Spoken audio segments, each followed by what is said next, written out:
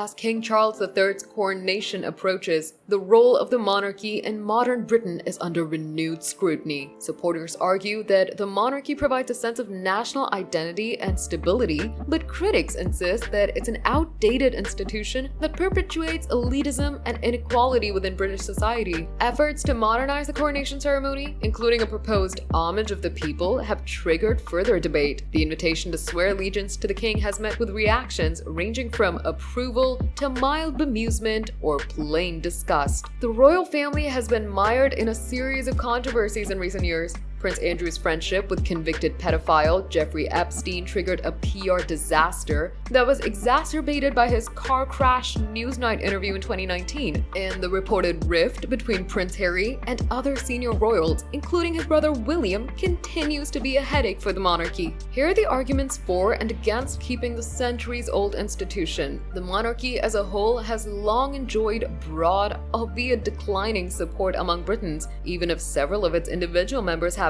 Despite fears, Prince Harry's scathing biography, Spare, did little to dent the royal family's popularity, although his own ratings fell to a record low. As of last month, support had dropped back down to 62%, significantly lower than a decade ago when backing for the institution was as high as 75%. Today, attitudes to the monarchy differ dramatically by age, with only 36% of younger Britons in favor of keeping the monarchy, compared with 79% of over 65s. The first and most obvious challenge for King Charles will be to maintain popular support. Modern monarchy no longer depends on divine grace, but the consent of the people. Now, the monarchy is supported financially by UK taxpayers via the Sovereign Grant, which covers central staffing costs and expenses for the monarch's official households, maintenance of the royal palaces in England, and travel and royal engagements and visits. Accounts for the Sovereign Grant released in June showed that this cost £102.4 million in 2021 to 2022, an increase of 17% from the previous financial year. Royal correspondent Rhiannon Mills says, at a time when all we keep hearing about is the cost of living crisis and our bills rising, the thought of the monarchy costing us over £100 million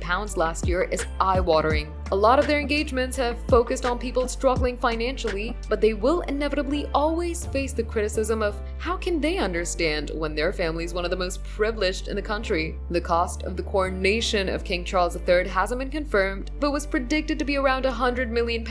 Many critics have called for more transparency and clarity on the final total, where the Queen was a source of British soft power and diplomatic influence throughout her 70-year reign, making countless state visits and foreign tours that brought benefits for national security, influence, and trade. A 2017 report said that the monarchy generated an estimated £150 million worth of trade for the UK each year. Now, critics of the monarchy argue that having a system of hereditary power at the top of the country's political, military, and religious institutions perpetuates class divisions and inequality. Political journalist Eve Livingston argued that the royal family exists as a glaring symbol of the unearned privilege and inequality that pervades the roots of British society.